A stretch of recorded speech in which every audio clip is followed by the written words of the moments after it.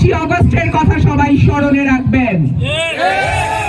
সারা বাংলাদেশে যে 5ই আগস্ট হয়েছিল সেটা যে কোনো আসরেই কিন্তু হইতে পারে।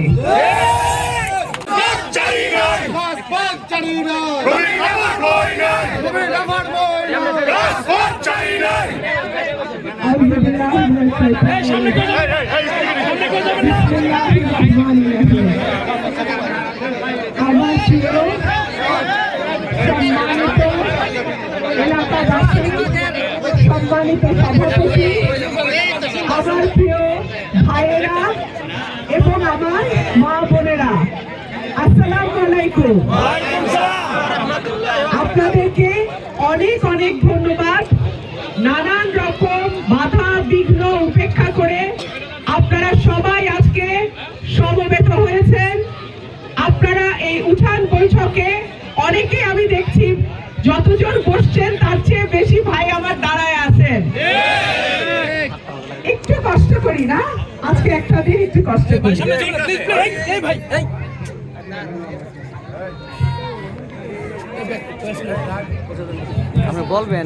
প্রিয় ভাইরা আমার, আমরা 17 বছর কোন সুস্থ নির্বাচন করতে পারি নাই। আমরা 17 বছর পছন্দের প্রার্থীকে ভোট দিতে পারি নাই। দীর্ঘ 17 বছর পর বাংলাদেশে একটা নির্বাচন আসছে। আমি আশা করব এই নির্বাচনে আমার এলাকার প্রতিটি ভোটার, 5 লক্ষ ভোটার আছে আমার এলাকায়, 19টা ইউনিয়ন। এই 19টা ইউনিয়নের 5 লক্ষ ভোটার প্রত্যেকেই ভোট কেন্দ্রে যাবেন, নিরাপদে নিশ্চিন্তে তাদের পছন্দের প্রার্থীকে ভোট দেবেন। আমি আশা করব প্রশাসন, পুলিশ, আইন শৃঙ্খলা রক্ষাকারী বাহিনী, নির্বাচন কমিশন প্রত্যেকে যার যার জায়গা থেকে নিরপেক্ষভাবে একটা ভোটের পরিবেশ তৈরি করবে, যেই পরিবেশে যে কোনো দলের প্রার্থী এবং যে কোনো স্বতন্ত্র প্রার্থী নিরাপদে নিশ্চিন্তে লেভেল প্লেইং ফিল্ডের মধ্যে একটা নির্বাচন অনুষ্ঠিত হবে।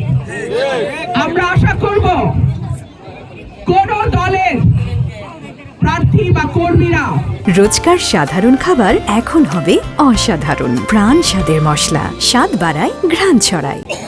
অন্য কোন প্রার্থী বা কর্মীদেরকে কোন রকম কোন ভয় ভীতি দেখাবে না। আমি আশা করব প্রশাসন নিরপেক্ষ থাকবে, পুলিশ নিরপেক্ষ থাকবে, কমিশন নিরপেক্ষ থাকবে, সরকার নিরপেক্ষ থাকবে। আর যদি নিরপেক্ষতার কোনো ঘাটতি আমরা দেখি, 5ই আগস্টের কথা সবাই স্মরণে রাখবেন। সারা বাংলাদেশে যে 5ই আগস্ট হয়েছিল সেটা যে কোনো আসরেই কিন্তু হইতে পারে। প্রশাসনকে অনুরোধ করব নিজের আইনের ভেতরেই আপনারা কাজ করবেন। প্রশাসনকে অনুরোধ করব কোন প্রার্থীকে ডান চোখে আর কোন প্রার্থীকে বাম চোখে দেখবেন না। প্রশাসনকে অনুরোধ করব, বিনীতভাবে অনুরোধ করব, আইন সকলের জন্য সমান, আইনের প্রয়োগও যেন সবার ক্ষেত্রে সমান হয়। আমার প্রিয় ভাই ও বোনেরা, আপনারা দেখেছেন 17 বছর আমি মানুষের অধিকারের জন্য, ভোটের অধিকারের জন্য, মানুষের বাক স্বাধীনতার জন্য, মানুষের বৈষম্য কমিয়ে আনার জন্য, দুর্নীতি বন্ধের জন্য, লুটপাট বন্ধের জন্য সংগ্রাম করেছি। আপনারা দেখেছেন গত 17 বছর আমার বিরুদ্ধে 10টা মামলা হয়েছে। ডিজিটাল নিরাপত্তা আইনে মামলা হয়েছে, আবার 28 অক্টোবরের পর খুনের মামলাও হয়েছে। সুতরাং এই মামলা মাথায় নিয়েই সংসদে দাঁড়িয়ে আমি কথা বলেছি। এই মামলা মাথায় নিয়েই টেলিভিশনের টক শোতে আপনারা আমাকে সরকারের বিরুদ্ধে কথা বলতে শুনেছেন। এই মামলা হামলা মাথায় নিয়ে আমার বাড়ি ভাঙচুর হয়েছে, আপনারা দেখেছেন। যখন ছাত্র জনতার আন্দোলন ভীষণ রকম ভাবে সরকার চাইছে দমন করতে, 2024 সালের অগাস্ট মাস 1 তারিখ, 2 তারিখ, 3 তারিখ, 4 তারিখ, 5 তারিখ আমি কোথায় ছিলাম? আমি রাজপথে ছিলাম।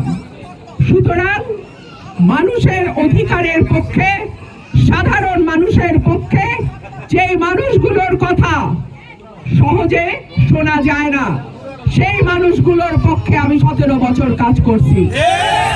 কি জীবনও যদি আমার তাদের সঙ্গে থেকে তাদের পক্ষে লড়াই করে কাজ করতে হয়, আমি তাদের পক্ষে লড়াই করতে প্রস্তুত।